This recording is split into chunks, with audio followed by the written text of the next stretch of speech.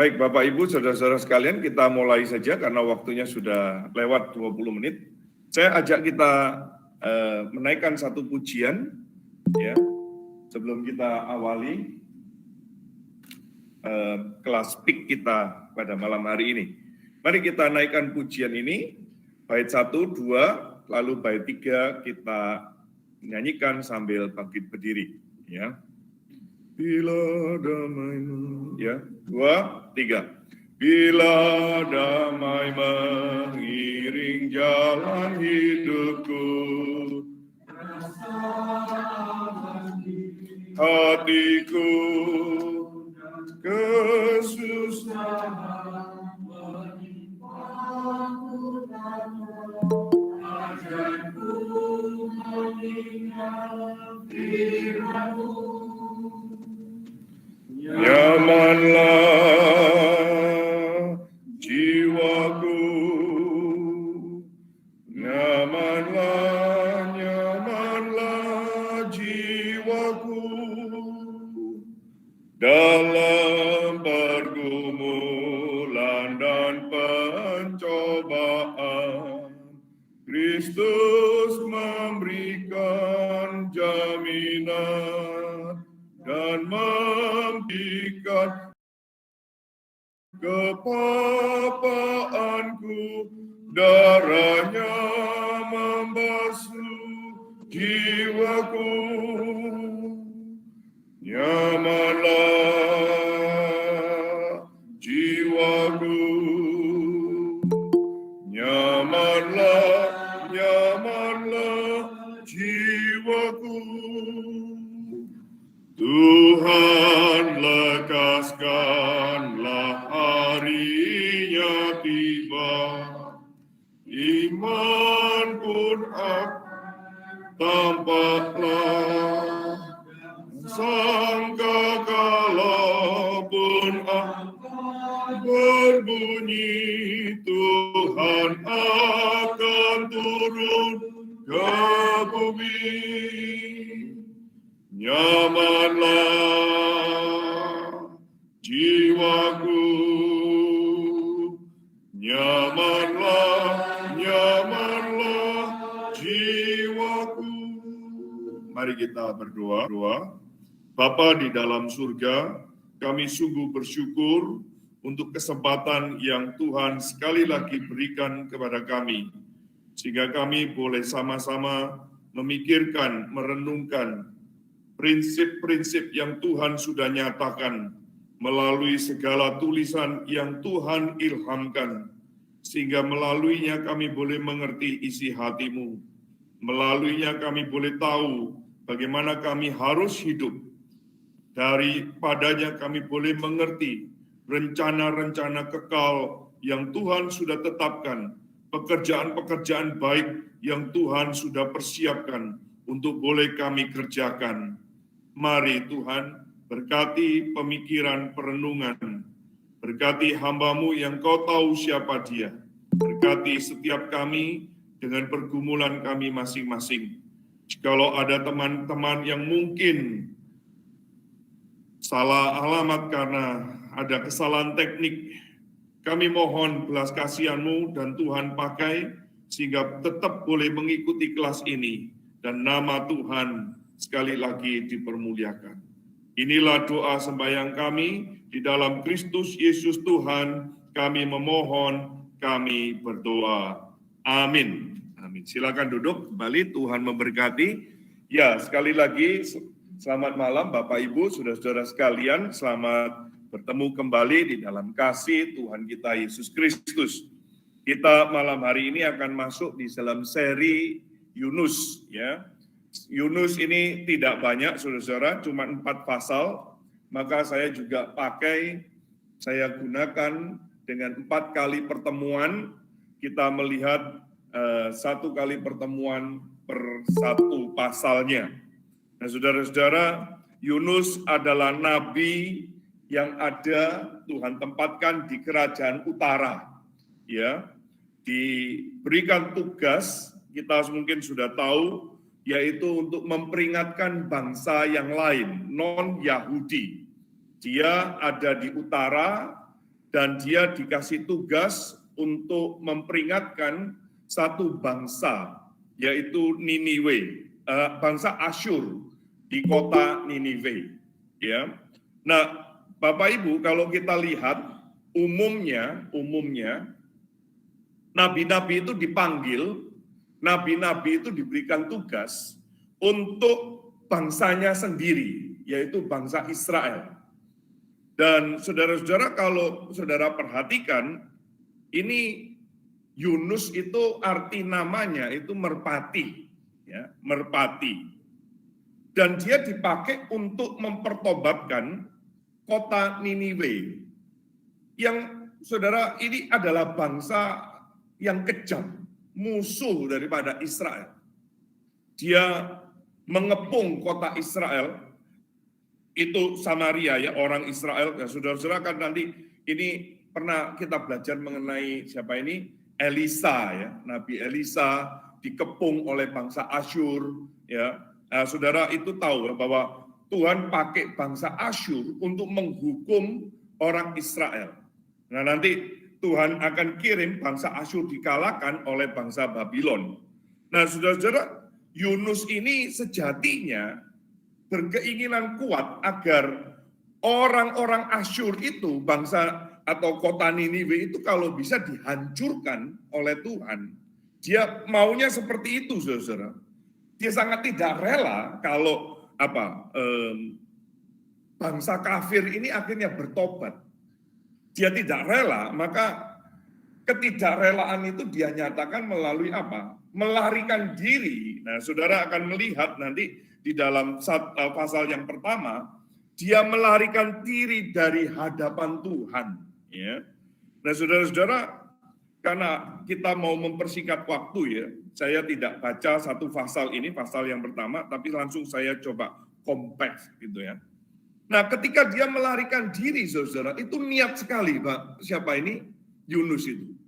Niatnya apa? Dia pakai uangnya sendiri, saudara. Dia pakai uangnya sendiri untuk melarikan diri. Jadi dia membiayai. Kalau saudara lihat itu, pasal yang pertama, ayat yang ketiga, ya. Ia membayar biaya perjalanannya, lalu naik kapal itu untuk apa? Berlayar bersama-sama dengan mereka ke Tarsis, jauh di hadapan Tuhan. Nah, ini menarik sekali ya, saudara ya. Jadi ada orang ya seperti ini ya, niat ya, mau melarikan diri itu niat ya. Uang tabungannya pun pakai untuk melarikan diri dari Tuhan. Jadi saudara-saudara, kalau melarikan diri aja niat begitu, saudara yang mengaku diri mengikut Kristus tapi nggak niat, itu kan malu ya. Ya. Ini niat sekali dia, niat. Lalu saudara-saudara, Tuhan hantam, Tuhan pukul dia dengan badai, ombak, angin, sehingga kapal yang ditunggangi itu, saudara-saudara, itu mengalami ancaman bahaya. Tetapi menariknya, saudara, Yunus itu malah tidur nyenyak di bawah geladak kapal itu. Sehingga mereka atau nakoda dan awak kapal itu pada panik, tapi Yunus bisa tidur nyenyak dan dibangunkan. Akhirnya, saudara-saudara, Yunus mengaku, ya, itu dibangunkan karena supaya tidak supaya minta pertolongan kepada dewa-dewinya, gitu ya, pada dewa-dewa mereka untuk menenangkan. Dan Yunus akhirnya mengaku bahwa dialah penyebab itu. Saudara, akhirnya ya undi itu dibuang dan menunjuk kepada Yunus. Dan Yunus juga mengaku akhirnya dibuang. Tetapi ada hal yang menarik lagi, saudara. Sebelum dia dibuang oleh nakoda dan awak kapal, nakoda dan awak kapal ini merasa, janganlah ya, jangan. Maka mereka masih berusaha mendayung dengan keras, menyelamatkan siapa? Yunus ini. Tetapi tidak bisa. Tidak bisa. Jalan satu-satunya, Yunus harus dibuang.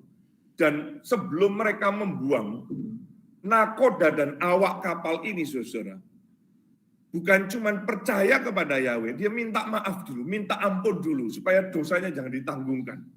Sehingga akhirnya Yunus dilemparkan, dan saudara nanti membaca di bagian terakhir, dalam penentuannya Tuhan, Tuhan kirim ikan yang besar. Dan Yunus ada di dalam perut ikan selama berapa? 3 hari. Nah, saudara-saudara, itu yang saudara dan saya selama ini pahami ya mengenai Yunus. Nah, saudara-saudara, ini saya mau kasih gambaran aja dulu ya, saudara ya, bahwa raja Asyur yang ditulis di dalam Alkitab itu ada 3 ya, 3 Tleser yang ketiga, Sargon yang kedua, dan Sanherib. Nah, itu yang dicatat oleh Alkitabnya. Maaf, ada 4 lagi ya. Satu lagi Esarhadon ya. Esarhadon ini anaknya Sanherib ya. Dia yang menggantikan Sanherib. Nah, Bapak Ibu saudara-saudara sekalian, pelajaran apakah yang bisa kita ambil melalui Yunus, hamba yang melarikan diri ini?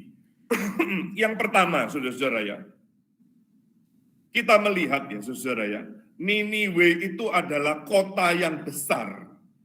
Kota yang besar dengan kejahatan yang besar. Sehingga Tuhan akhirnya mengutus Yunus, saudara lihat itu, bangunlah, pergilah ke Niniwe, ayat yang kedua, kota yang besar itu, berserulah kepada mereka. Karena apa? Kejahatannya telah sampai kepadaku. Saudara-saudara, ini menarik ya. Kota yang besar, di balik kota yang besar, ada kejahatan yang besar. Di balik kemegahan kota yang besar itu, di situ juga tersimpan tangisan. Di balik rumah yang besar, ada juga ratapan yang besar. Saudara-saudara, kalau kita pikir-pikir ya lagi, di balik kesuksesan seseorang, itu juga ada pengorbanan yang besar. Saudara mau kaya ya, nggak bisa kerja cuma 1 hari 3 jam, 2 jam. Malah mereka memikirkan itu, mereka beranggapan bahwa time is money. Setiap detik, setiap menit itu menghasilkan uang. Sehingga dia korbankan hanya untuk supaya dapat uang. Dia korbankan waktu keluarga. Dia korbankan waktu untuk sosialnya. Dia korbankan waktu-waktu yang mungkin bagi dia itu perlu untuk apa? Healing gitu ya. Kesempatan untuk apa? Me time katanya. Me time. Saudara-saudara, di balik kesuksesan ada pengorbanan yang besar. Ada waktu, ada energi yang besar. Saudara-saudara, kalau kita pikir-pikir lagi ya, saya ingat sekali dengan perkataannya John Piper. Di balik kemegahan satu denominasi gereja, ada banyak kepahitan-kepahitan. Saudara sadar ya? Gereja saudara makin besar ya, saudara perhatikan. Di balik itu banyak orang juga yang mengalami kepahitan di balik gereja itu.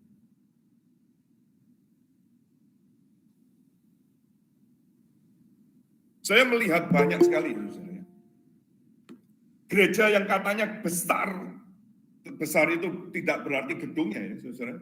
Tapi besar dalam jumlahnya, besar dalam banyak hal begitu ya. Tapi saudara jangan lupa, mereka-mereka yang mengalami kepahitan, apa ya,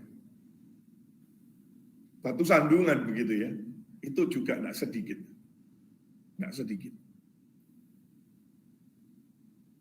Saudara belajar di dunia juga ya, di kota-kota yang besar ya, dengan kemegahan dan kegemerlapannya, itu juga ada sisi kesengsaraan yang besar juga. Kalau saudara pernah ke Surabaya, Jakarta, kota-kota yang besar ya, dengan gedung-gedung yang tinggi dan lain sebagainya. Saudara juga lihat itu, orang-orang di sebelahnya itu juga dengan apa? Kemiskinan. jurang itu selalu ada. Jurang itu ada. Maka saudara dan saya perlu hati-hati ya. Keinginan untuk menjadi besar itu baik.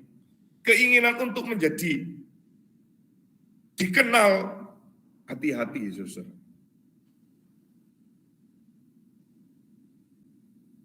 Untuk menjadi kelihatan hebat, hati-hati loh, ada tangisan, ada sengsara, ada kejahatan besar pula di situ. Maka saudara-saudara, tidak terkecuali, kalau saudara merindukan satu kebangunan rohani yang besar, saudara juga harus ada salib. Saudara mau terjadi pertobatan yang besar, harus ada pengorbanan. Jadi saudara-saudara, ini memang terjadi, ini memang fakta.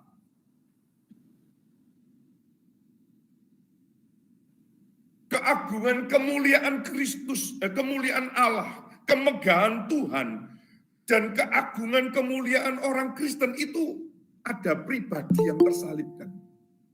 Siapa itu? Yesus Kristus. Dia harus menanggung. Dia harus menderita supaya saudara dan saya dibenarkan di hadapan Bapa.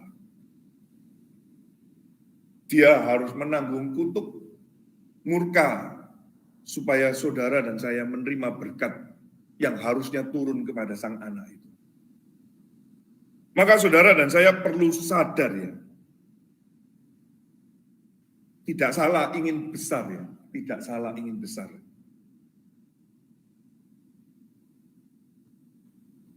Tapi saudara harus hati-hati. Jangan sampai saudara kebesaran itu juga diimbangi atau diikuti dengan apa?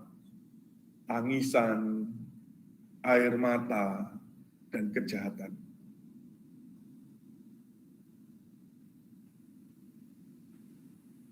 Saudara, sekarang kita sedang ada dengan dunia medsos kan ya.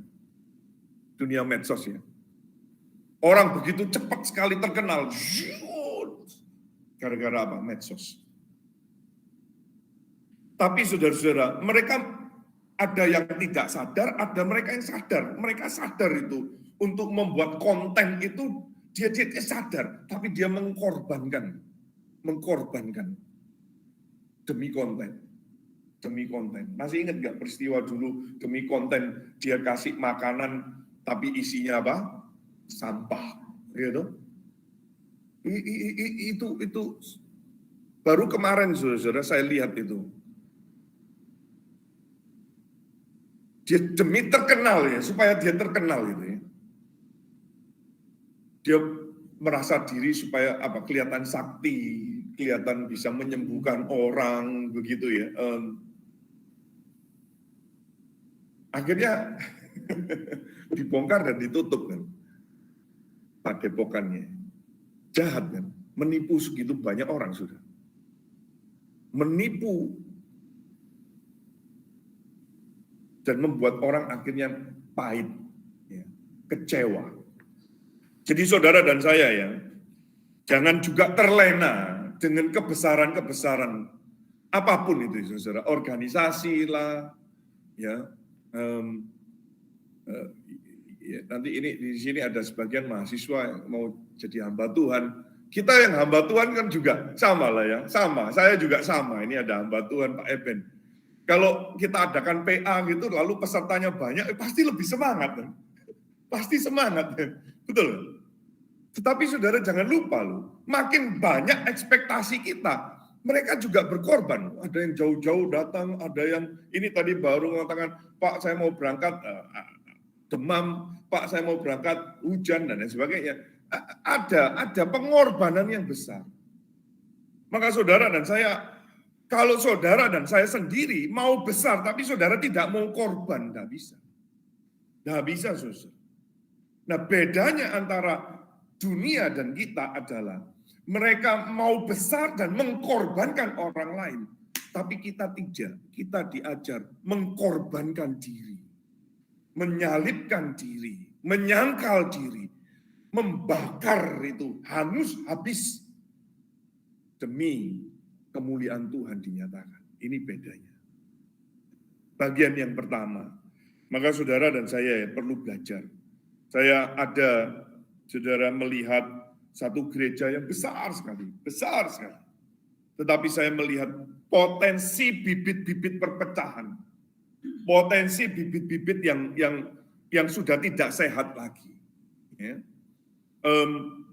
Ya, saudara, saya setuju, saya juga mendukung dan saya ikut dan saya mendorong juga untuk penginjilan. Tetapi kalau penginjilan kalau sudah menjadi target,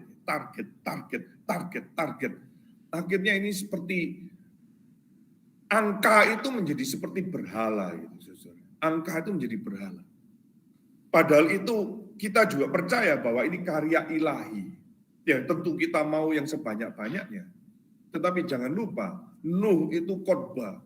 Tidak ada satupun yang bertobat kecuali keluarganya sendiri.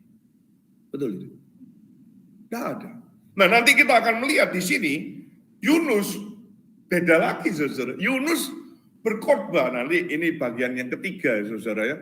Khotbahnya itu sederhana, saudara. Tapi yang bertobat itu satu kota. Menarik kan? Sebaliknya, saudara, kita juga melihat di dalam Alkitab itu.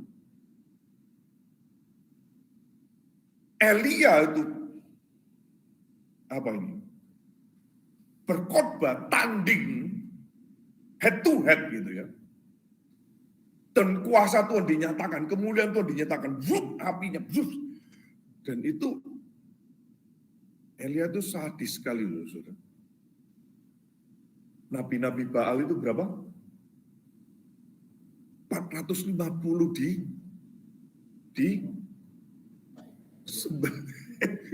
ini sadis. Saya pernah ada teman tuh tanya, ini kamu ini bilang kitab suci apa ini? Ini sadisme. Sadisme ini. Saudara, memang Alkitab itu jujur, mau gimana?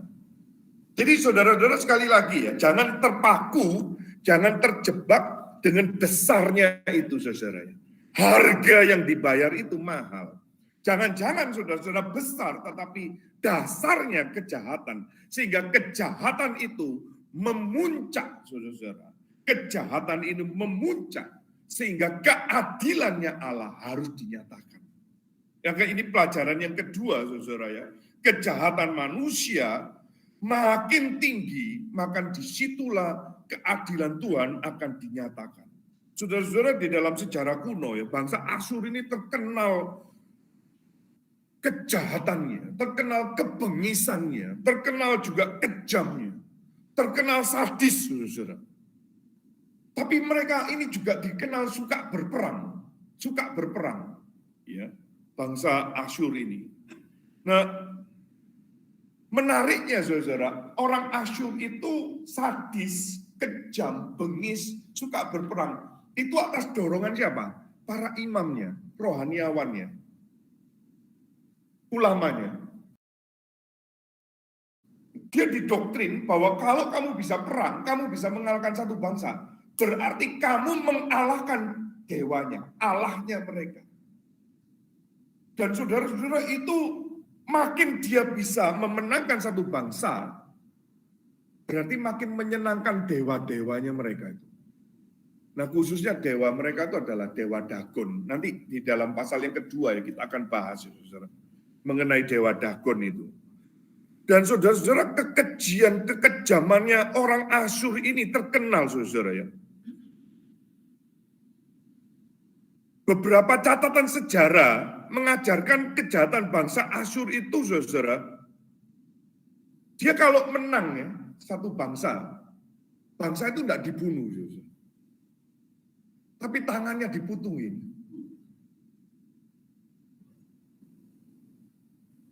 Matanya dicungkil.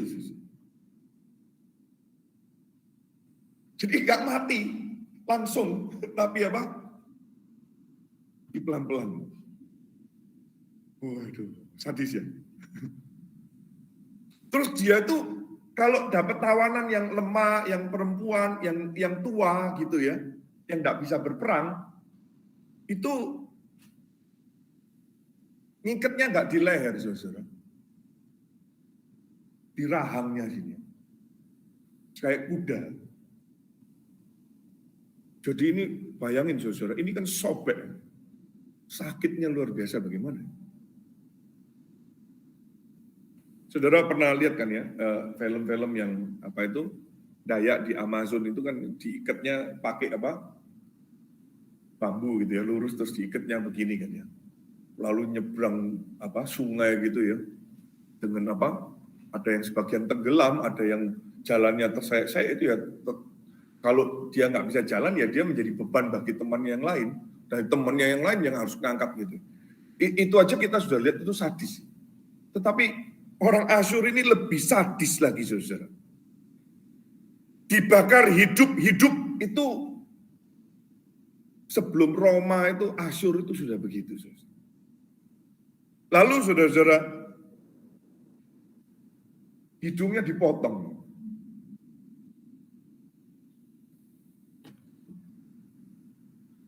Membuat tiang-tiang ini penuh dengan kepala manusia.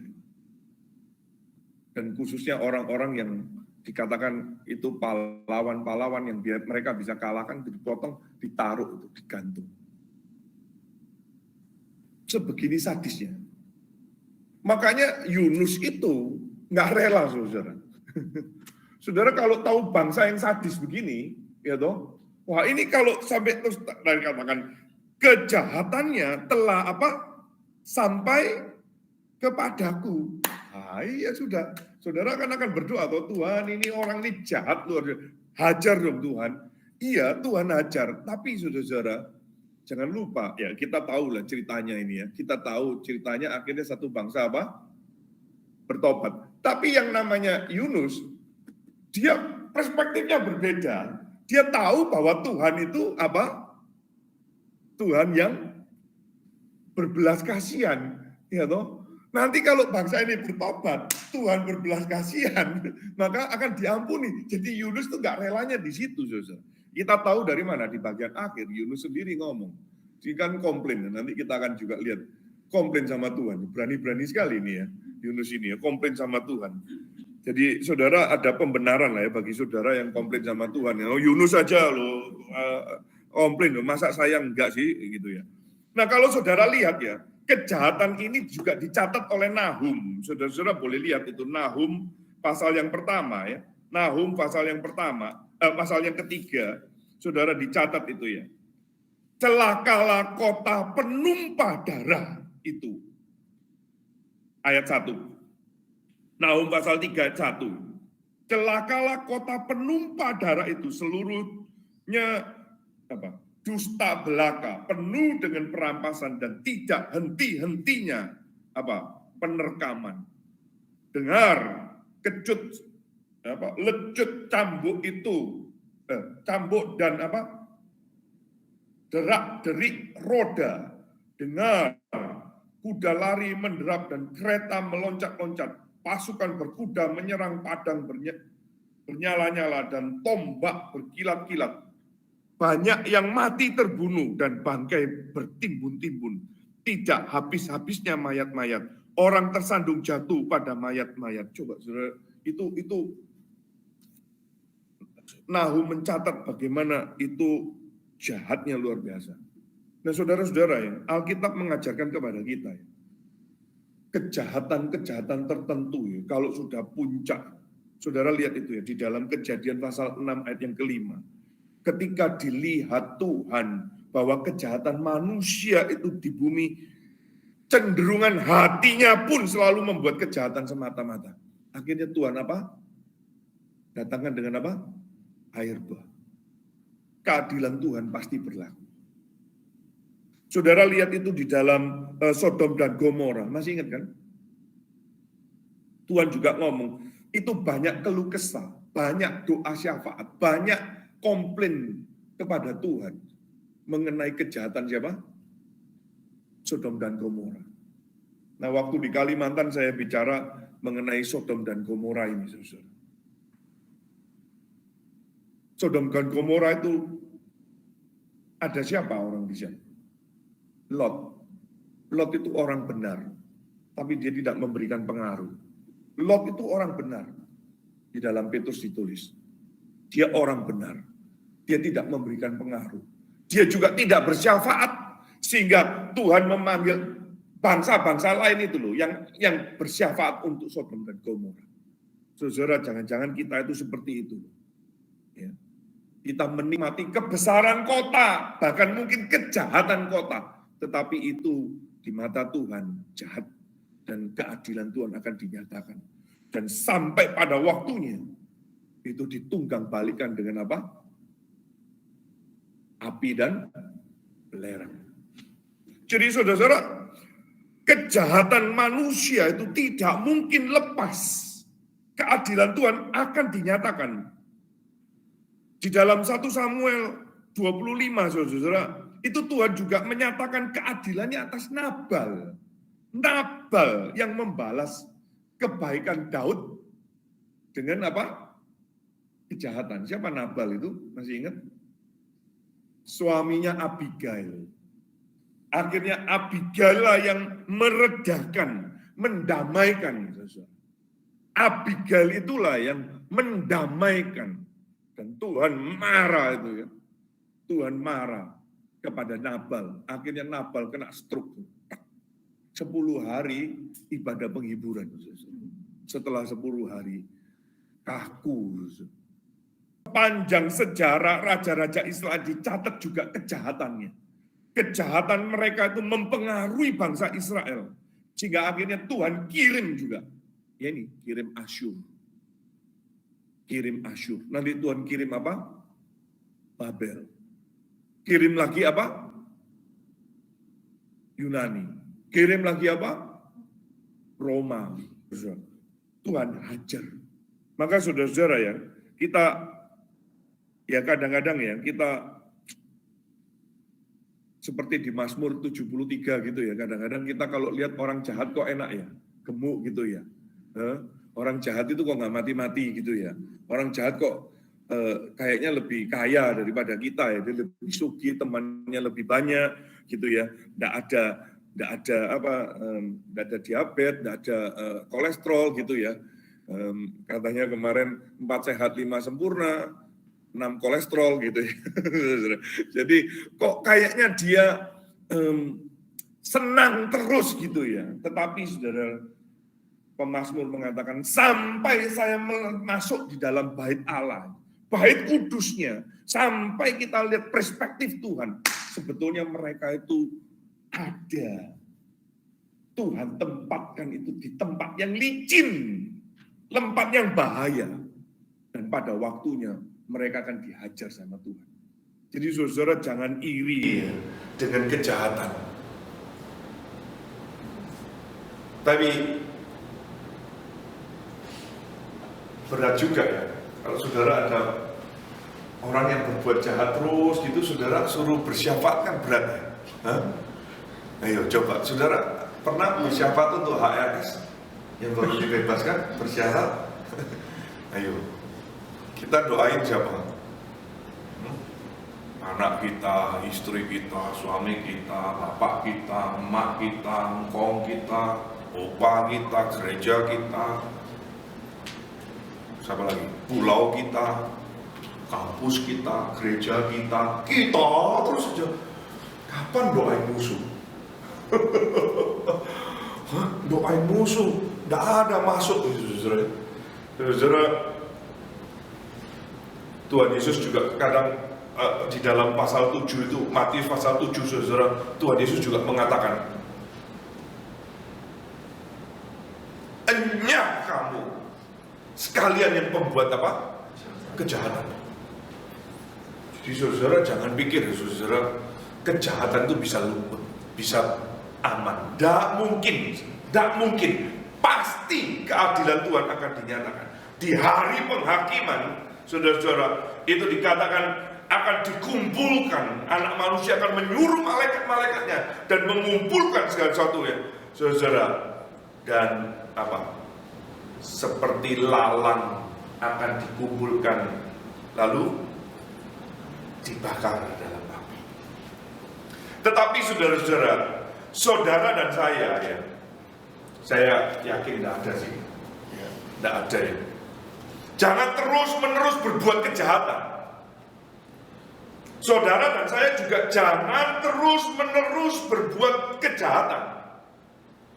Karena apa? Roma juga mengatakan, maukah engkau menganggap sepi?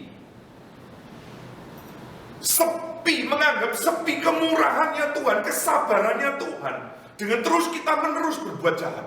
Jangan. Saudara dan saya juga harus apa? Mulai katakan, enough is enough. Jangan terus berbuat kejahatan. Karena Roma mengatakan bahwa saudara ngeri kalau saudara dan saya berhadapan dengan Tuhan. Dan kalau kita terus-menerus di dalam kejahatan, keadilan Tuhan. Saudara, kita baru melihat ya di berita ya, saudara, ada seorang tentara ya, jengkel sama istrinya ya. Sama istrinya ini apa ini, ikatan suami takut istri ya, apa? Singkatannya ikatan apa? Ikatan suami takut istri gitu ya. Lah ngapain kamu nyuruh orang nembak gitu ya? Sampai mau bayar 120 juta, ceraiin aja selesai gitu loh ya. Atau kamu boleh gitu loh. Ngapain gitu ya? Sampai manggil temannya lalu atur untuk nembak. Akhirnya temennya pun nembak pun nggak tega, suruh nembaknya apa? Kepala, saudara. Akhirnya ditembak cuman perutnya gitu ya. Dan ya, saudara tahu akhirnya orangnya apa? Ketakutan akhirnya apa? Bunuh diri. Saudara, kalau kita berbuat kejahatan itu, ketakutan itu menjadi momok yang saudara nggak mau, mungkin saudara nggak pingin hidup lagi. Gak ingin hidup lagi. Ada rasa takut ya. Rasa takut kita menyedihkan hati Tuhan, menyakiti hati Tuhan. Tapi itu tidak membuat kita itu apa? Ketakutan sampai tidak berani menghadapi diri sendiri. Tetapi kalau saudara takut akibat saudara membuat kejahatan, berbuat dosa, itu justru membuat saudara dan saya tidak ingin hidup. Saya pernah membuat kejahatan, setutupis demikian rupa. Tapi kejahatan itu terus seperti hidup menuduh. Saya sampai mau hampir loncat dari lantai 5, susah. 2 kali saya mau loncat lantai 5, tidak jadi. Hari ini masih di depan saudara, karena anugerah Tuhan. Tidak tahan, susah. Tidak tahan. Hidup itu rasanya, saudara nunggu waktu itu seperti jalannya lambat sekali. Kayak seperti saudara ngikutin kelas ini gitu. Lambat sekali gitu ya. Nah, selesai gitu ya. Saudara kalau ngikutin PA kan gitu ya, lambat gitu. Ngikutin waktu itu kayaknya slow sekali. Maka saudara dan saya ya, jangan terus hidup di dalam kejahatan. Jangan terus berbuat dalam kejahatan. Ketika keadilan Tuhan dinyatakan, itu ngeri, ngeri. Ya. Yang ketiga, saudara, dari Yunus ini kita juga belajar, saudara ya. Pengetahuan dengan ketaatan. Nah, saudara, ini menarik ya. Ini menarik ya. Yunus itu tahu loh, saudara. Pertama dia tahu apa? Coba lihat ayat yang ke-9 saudara ya. Pengakuannya itu loh ya, kepada pelaut itu ya. Aku ini seorang apa? Ibrani pasal 1 ayat 1, pasal 1 ayat 9. Aku ini seorang Ibrani. Terus dia ngomong apa? Aku takut akan Tuhan Allah yang empunya langit, yang telah menjadikan lautan dan daratan. Loh, dia tuh tahu loh. Dia itu tahu bahwa dia itu apa? Hamba Tuhan. Dia orang apa? Yahudi, orang Ibrani. Dia tahu penciptanya yang memiliki apa? Langit dan lautan. Tapi kok dia lari? Nah, kan lucu ya. Jadi ini harusnya dia tahu bahwa Tuhan, saudara mau lari di mana? Tapi dia tidak, ya, pengetahuannya tentang posisi dirinya sebagai orang yang takut akan Tuhan. Tapi tadi kita sudah baca ya, ayat yang ketiga dari, justru dia membayar biaya perjalanannya itu. Ini kan kontras ya saudara ya.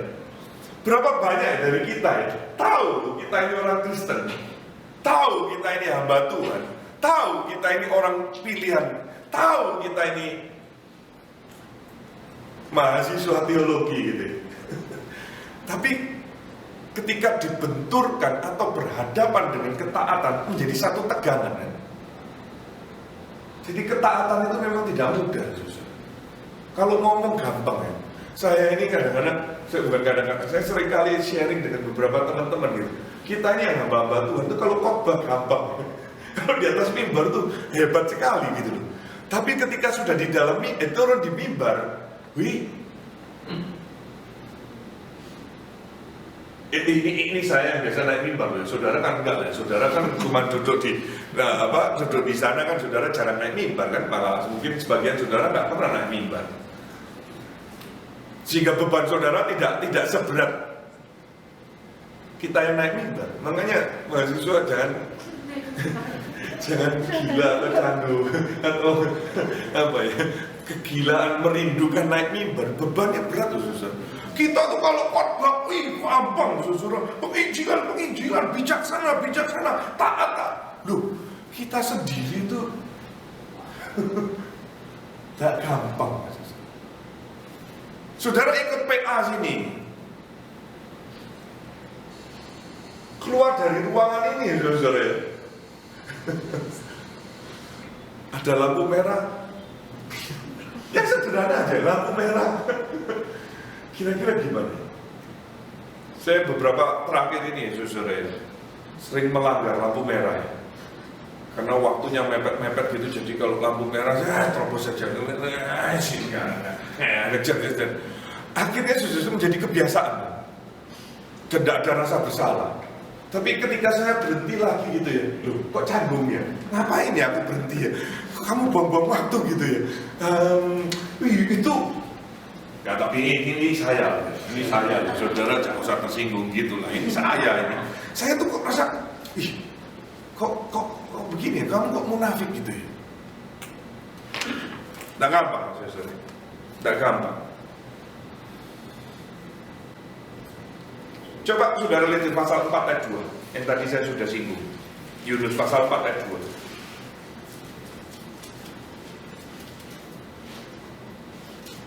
Dan berdoalah ia kepada Tuhan katanya, ya Tuhan. Nah ini.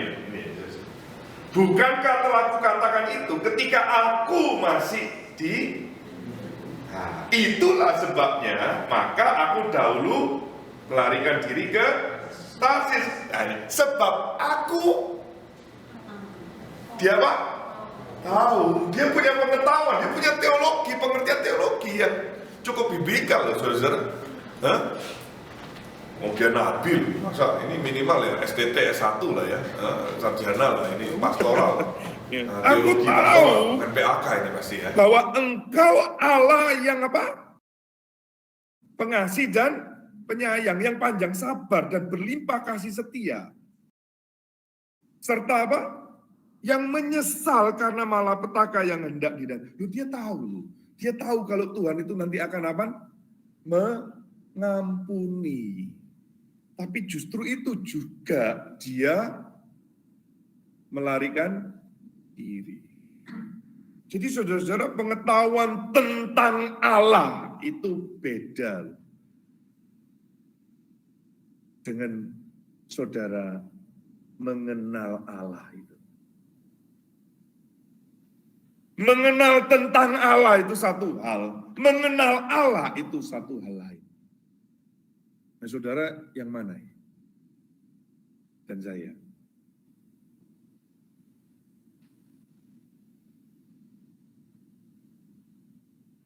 perkataan dan tindakannya berlawanan.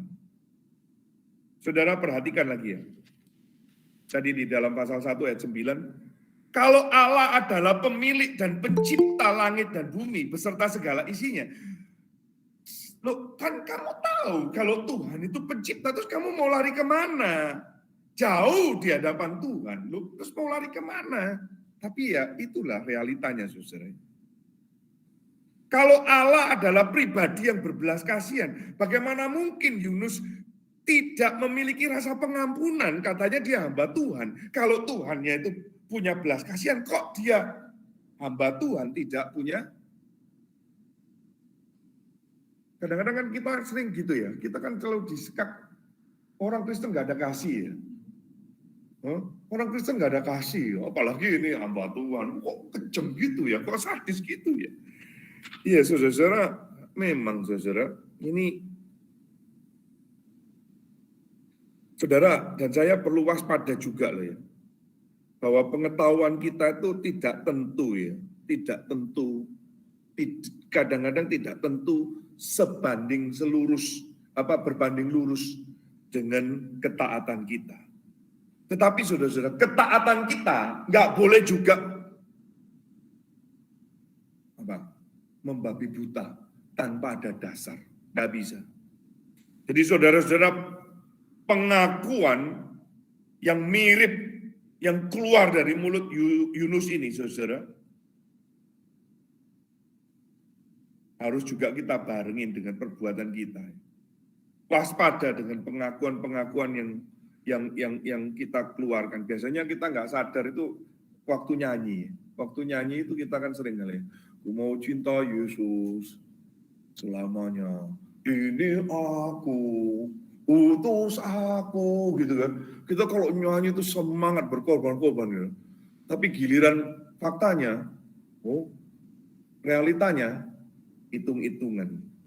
Ketidaktaatan itu bentuk pelarian diri, saudara dan saya kalau tidak taat itu bentuk pelarian diri. Dan pelanggaran kita lah yang menjauhkan dengan Tuhan. Pelanggaran kita lah yang menjauhkan. Dosa mula yang menghalangi itu. Kita lanjut ya saudara, yang keempat saudara. Rasa aman yang palsu ya. Saudara perhatikan itu ya. Yunus ini luar biasa loh. Ayat yang 5 dan 6 saudara perhatikan itu ya. Awak kapal menjadi takut. Yunus tidak takut loh. Masing-masing berteriak kepada apa? Allahnya berdoa. Yunus gak aktif berdoa.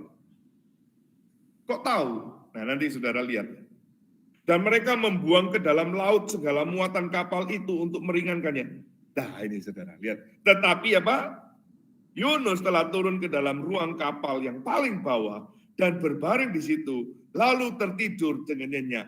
Gak ada pakai renungan harian lah. Gak ada saat teduh lah. Gak ada, dia langsung apa? Tertidur dengan nyenyak. Datanglah nakoda mendapatkannya sambil berkata, bagaimana mungkin kau tidur begitu nyenyak? Bangunlah, berserulah kepada Allahmu. Barangkali Allah itu mengindahkan kita sehingga kita tidak binasa. Loh saudara-saudara ini loh, orang lain ya, sembahyang, orang lain itu sadar, orang lain peka. Yunus tidak loh. Tertidur dengan nyenyak. Ini 2 kali diulangi. Dicatat itu, tidur nyenyak. Wih, saudara-saudara rupanya ada loh ya. Saudara jangan pikir ya, kalau saudara melarikan diri itu lalu saudara nggak ada shalom begitu ya. Makanya saudara jangan pikir, wih, Pak saya ada shalom loh, Pak saya ada damai sejahtera. Hati-hati loh, pelarian diri juga ada rasa shalom loh. Ini nyenyak loh. Coba luar biasa kan? Saudara temukan di mana ini? Orang lain nggak tidur, orang lain panik, dia tenang. Yunus justru tidur. Allah ini sedang murka, Allah ini sedang marah, Allah sedang sakit, sakit hati maksud saya, maaf. Allah itu lagi sakit hati, Allah lagi marah karena kejahatan satu bangsa. Tapi Yunus malah tidur nyenyak. Saudara dan saya, jangan pikir saudara enggak seperti Yunus ya. Jangan-jangan saudara dan saya juga seperti Yunus.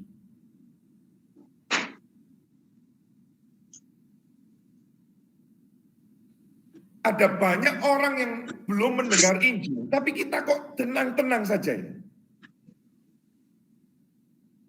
Kita tenang, saudara. Kita menikmati kelimpahan harta kita. Kita menikmati kelimpahan dari hasil kerja keras kita. Kita menikmati fasilitas duduk dengan nyaman, PA dengan santai, dengan tenang. Tetapi saudara dan saya tidak terganggu dengan bangsa-bangsa umat yang masih belum mendengar Injil. Jangan-jangan kita juga sedang menikmati rasa aman yang palsu. Kemarin saya bicara dengan Pak Guan, saya mengatakan, dan tadi pagi saya juga bicara dengan salah satu teman lagi. Saya bilang, ayo, mumpung umur kita ini masih masih muda. Saudara jangan nunggu nanti kalau udah stroke gini ya. Saudara udah cepet gini. Baru saya bilang, ya yuk Pak, penginjilan Pak. Ya gimana penginjilan? Kamu ngomong aja metode-metode. Kamu ngomong sudah gak jelas. Jangan nanti kalau saudara sudah terbaring lemah, sakit baru, mau berbagian, mau ambil, saudara-saudara, sudah terlambat. Jangan-jangan saudara sekarang ini tidur nyenyak. Saudara dan saya sekarang ini tidak melakukan perintah Tuhan. Tanpa kita sadari, kita juga memiliki semangat yang sama seperti Yunus.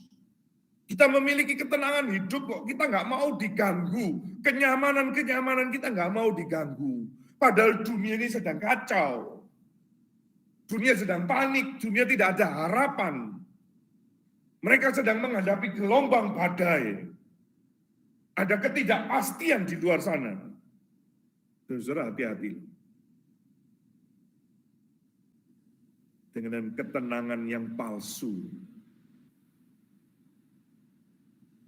Apa yang sekarang kita nikmati, padahal ada masih banyak orang yang belum mendengar firman.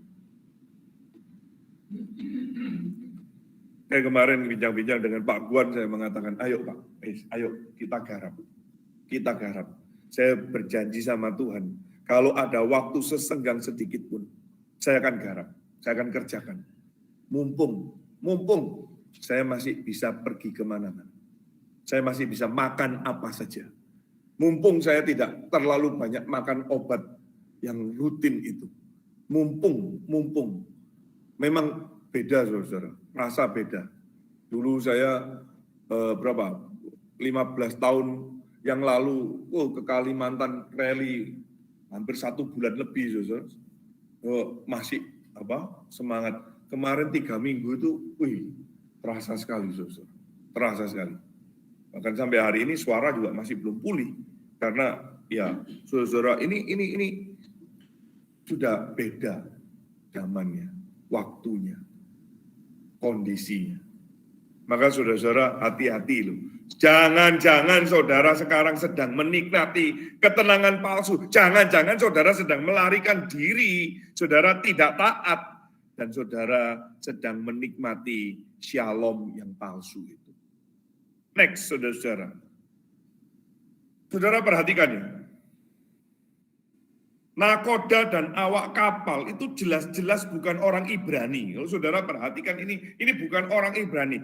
Dia menyembah kepada yang bukan Yahweh.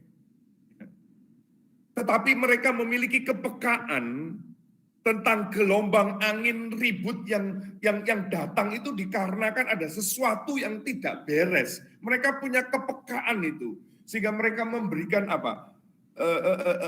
sesuatu kepada sesembahannya.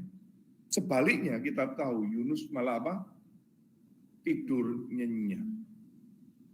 Nakoda dan para awak kapal itu percaya itu dengan undi yang mengacu kepada Yunus, termasuk pengakuannya Yunus itu. Mereka masih berbelas kasih, mereka masih ada rasa humanismenya loh kepada siapa? Yunus. Tapi Yunus justru pergi menjauh dari hadapan Tuhan. Yunus sebagai umat hamba Tuhan, nabi dari umat pilihannya, sekarang dipermalukan oleh siapa? Non Yahudi, non umat. Sudah dibangunkan, disuruh berdoa, lalu masih dikasihani, gitu. Terus orang yang non umat, non Yahudi ini, non penyembah Yahweh ini masih minta maaf lagi kepada siapa? Tuhan. Sebelum nyeburin siapa? Yunus. Saudara lihat, bukankah ini sedang dipermalukan? Saudara kalau melarikan diri dari panggilan Tuhan, saudara dipermalukan oleh dunia.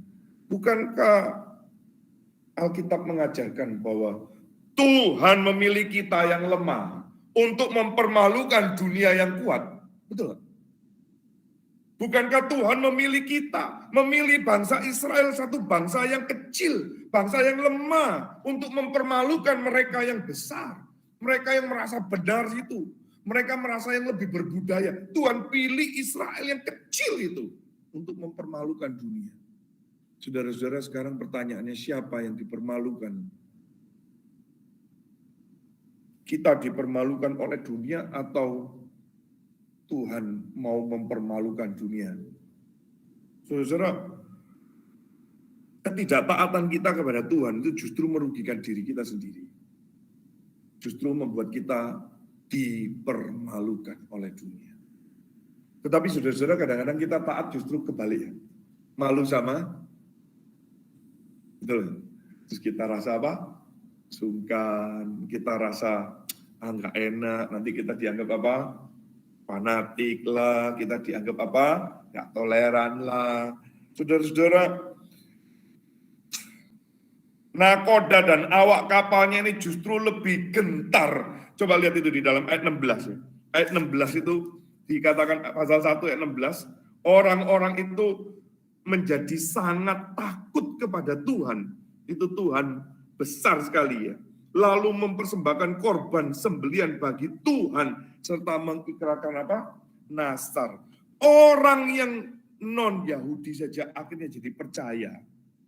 Nah, saudara-saudara, tidak jarang ya orang-orang yang non Kristen itu jauh lebih humanis, jauh lebih takut sama Tuhan, jauh lebih taat.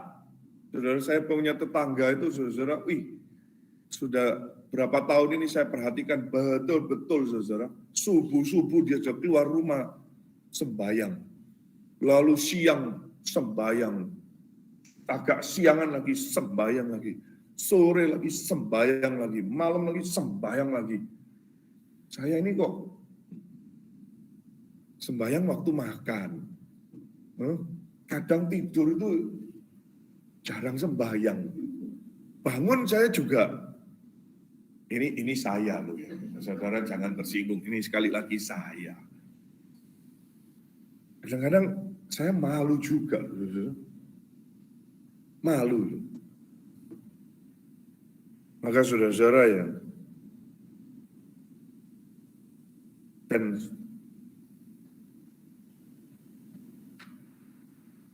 apa ya? Jangan-jangan kita ini sedang melarikan diri loh. Kita ini sedang melarikan diri. Kita dipermalukan oleh dunia. Nah, kalau saudara ingat dengan perkataan Tuhan Yesus, garam itu kalau sudah tidak ada apa? Rasanya, dia cuma apa? Bisa dibuang, diinjak-injak, dipermalukan.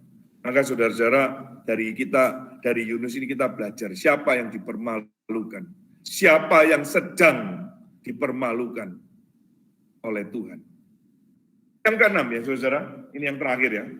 Hukuman yang aman, kita tahu ya atas penentu ayat 17 ya. Saudara lihat itu di dalam ayat 17, maka atas penentuan Tuhan datanglah seekor ikan besar yang menelan Yunus, dan Yunus tinggal di dalam perut ikan itu 3 hari 3 malam lamanya.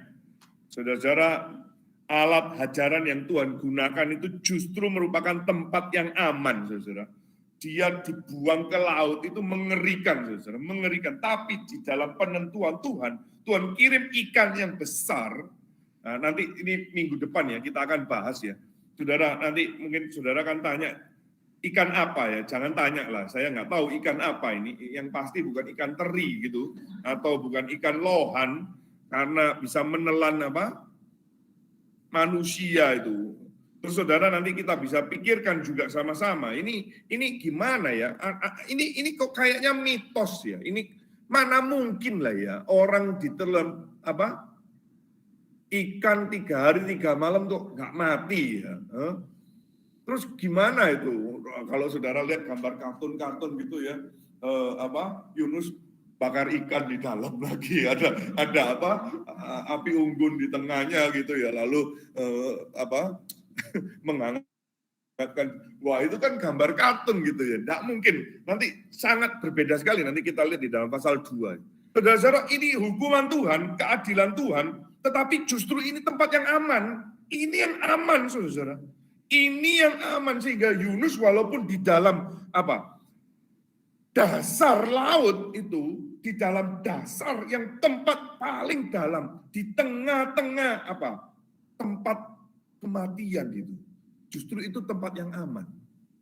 Ikan ini tanda kutip menyelamatkan siapa? Yunus. Dan nanti dalam penentuan Tuhan, dalam perintah Tuhan, dia dimuntahkan lagi, saudara. Nah, saudara-saudara, BTW, saudara-saudara bisa bayangin ya, kira-kira suasananya perut ikan itu kira-kira gimana ya? Kayak ruangan ini kali ya, gitu ya, agak-agak atau agak sempit dikit, atau bagaimana kira-kira ya? Saudara, mari kita berimajinasi ya, mari kita bereksplor gitu ya, kayak guru sekolah minggu atau anak-anak sekolah minggu gitu ya. Waktu saudara mikirkan Yunus di perut ikan itu gimana ya?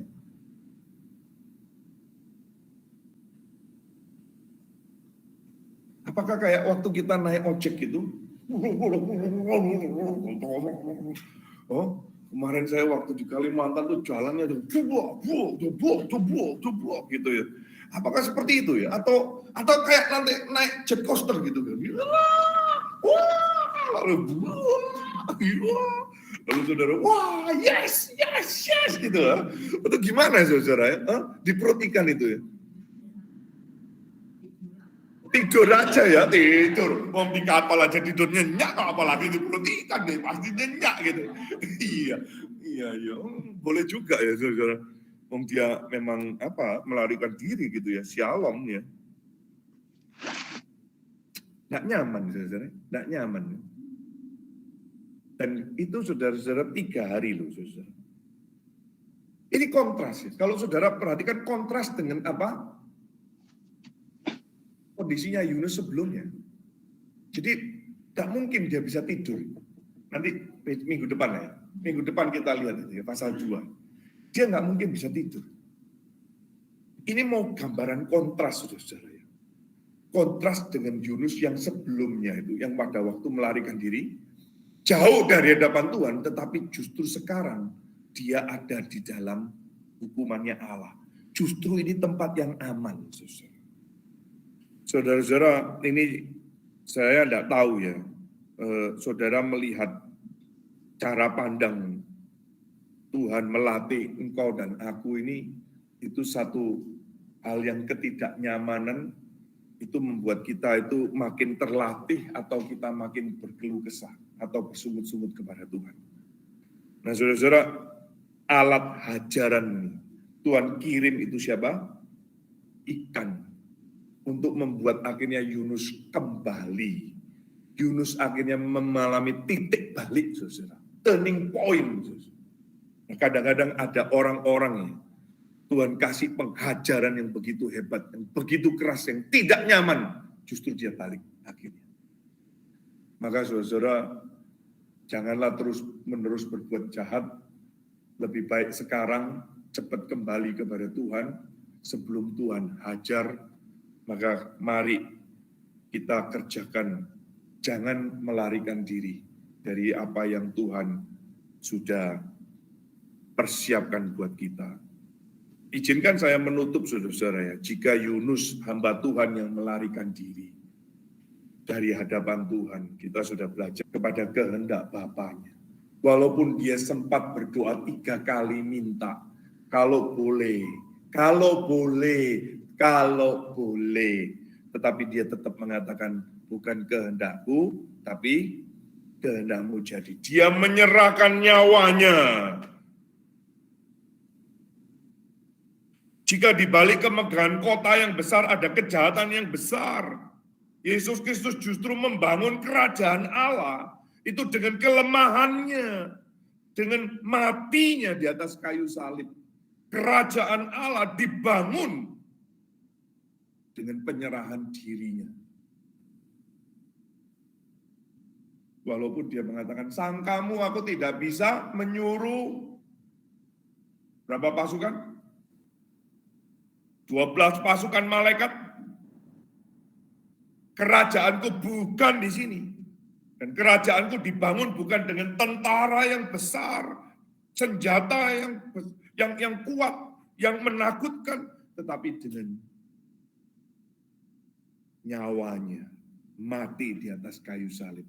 Dengan teriakan Eloi, Eloi, lama sabachthani. Saudara-saudara, jika dalam kejahatannya manusia harus menghadapi keadilan Allah, murka Allah yang menyala-nyala, Yesus Kristus justru menanggung segala murka Allah itu. Dan dia tanggung itu karena kejahatan kita, karena pemberontakan kita, sehingga kita boleh dibenarkan di hadapan Bapa. Saudara, kita belajar jika Yunus dalam pemahamannya, dia tahu, tapi dia tidak taat. Dia tahu, tapi justru melarikan diri. Yesus Kristus taat sampai mati. Taat sampai mati. Jika Yunus ada dalam ketenangan palsu, Yesus Kristus itu, saudara-saudara, begitu tenang, begitu stabil. Walaupun dicatat dia mau rasa seperti mati saja. Dia gentar, walaupun dia meneteskan keringat yang seperti darah itu. Pergumulan yang tidak mudah, tetapi dia tetap dengan tenang. Dia tidak sembarangan menjawab. Dia tidak terjebak dengan pengadilan manusia. Dia tetap tenang mengikuti waktunya Bapa. Dia katakan, kalau bukan karena Tuhan menyerahkan, kamu tidak bisa berbuat apa-apa kepadaku. Itu katakan kepada Pilatus. Dan kalau bukan waktunya, dia beberapa kali mau ditangkap, lepas. Berapa kali ditangkap, lepas. Dia bisa lepas. Saudara, dia menyerahkan dirinya. Jika Yunus dipermalukan oleh orang-orang non-Yahudi, Yesus Kristus adalah hikmat Allah yang memilih kita untuk mempermalukan dunia. Jika Yunus ada dalam perut ikan selama 3 hari untuk masa penghukuman, Yesus Kristus turun dalam kerajaan maut untuk mendeklarasikan bahwa dialah yang benar, dialah Mesias, dialah yang membenarkan orang yang berdosa, yang percaya kepada dia. Saudara, masihkah kita mau melarikan diri di hadapan Tuhan? Masihkah kita menikmati keamanan yang palsu? Kiranya Tuhan menolong dan Tuhan memakai kita sekalian. Mari kita berdoa. Bapa di dalam surga, ada banyak hal kami tidak sadar bahwa kami sebenarnya sedang mewarisi, menghidupi semangat daripada Yunus yang melarikan diri. Kami seringkali memiliki pemahaman, pengetahuan, tetapi dalam realita untuk menjalankan kami seringkali tidak taat. Tuhan tolong kami, pakai kami, supaya kami betul-betul mau mengerjakan pekerjaan baik yang Tuhan sudah siapkan. Ada begitu banyak jiwa yang belum mendengar Injil. Ada begitu banyak jiwa yang sedang panik. Ada banyak jiwa yang sedang galau, gelisah, yang menuju kepada kebinasaan. Tuhan, kalau Engkau berkenan, pakailah kami untuk menjangkau mereka. Kami tidak mau terus-menerus tinggal di dalam keamanan, kenyamanan yang membius diri kami, yang sebetulnya itu adalah pelarian diri kami atas ketidaktaatan kami dengan perintah-Mu. Tuhan, tolong kami. Terima kasih Tuhan untuk malam hari ini. Menyerahkan pertemuan kami minggu depan. Kiranya Tuhan memberkati seperti Tuhan memberkati kami malam hari ini. Dengar doa kami ya Tuhan. Dalam Kristus Yesus Tuhan kami memohon, kami berdoa. Amin. Amin. Bapak Ibu, saudara-saudara sekalian, kita akan menaikkan satu pujian. Ku tahu siapa yang ku percaya, lalu saudara diberi kesempatan memberikan persembahan sebagai respon syukur saudara akan kebenaran firman Tuhan yang sudah dipaparkan. Nah, saudara yang online, saudara bisa salurkan di gereja di mana saudara berjemaat. Ya, mari kita naikkan satu pujian ini. Ku tak mengerti anugerah Tuhan yang diperbuatnya bagiku. Tak layak ku terima kasih Kristus, tebusku jadi miliknya. Namun ini yang ku percaya bahwa Tuhan memelihara dan apa yang kita sudah serahkan, Dia juga menjaganya. Mari kita naikkan satu pujian ini dan pada ayat yang kedua persembahan akan dijalankan. 2, 3. Ku tak mengerti anugerah Tuhan yang diperbuatnya bagiku. Ku terima kasih Kristus, tebusku jadi miliknya. Namun ini yang ku percaya, bahwa Dia dapat memelihara apa yang telah ku serahkan waktu aku percaya. Betapa heran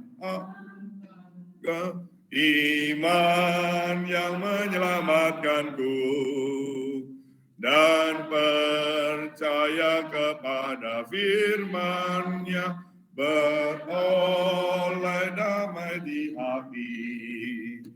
Namun ini yang ku percaya, bahwa Dia dapat memelihara apa yang telah ku serahkan waktu aku percaya.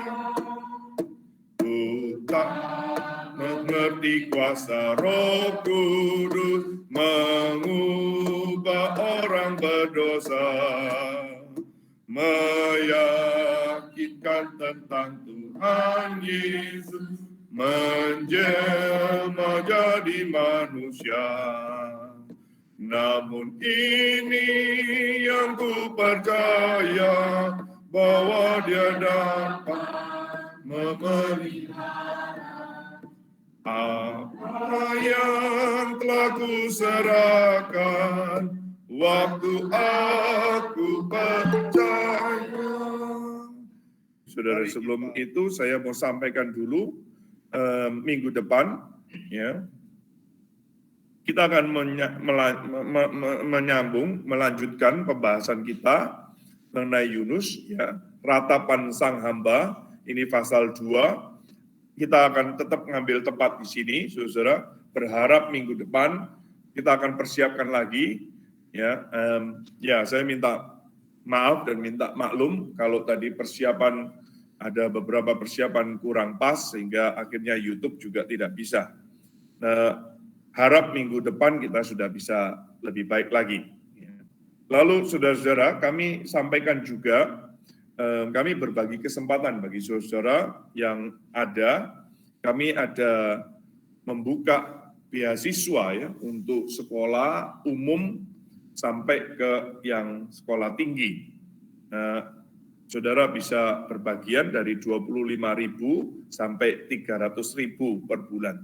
Nah, kita akan mengambil bagian, kemarin sudah ada sekitar, kemungkinan akan nambah ya, ada 64 anak SD, sampai SMU ya.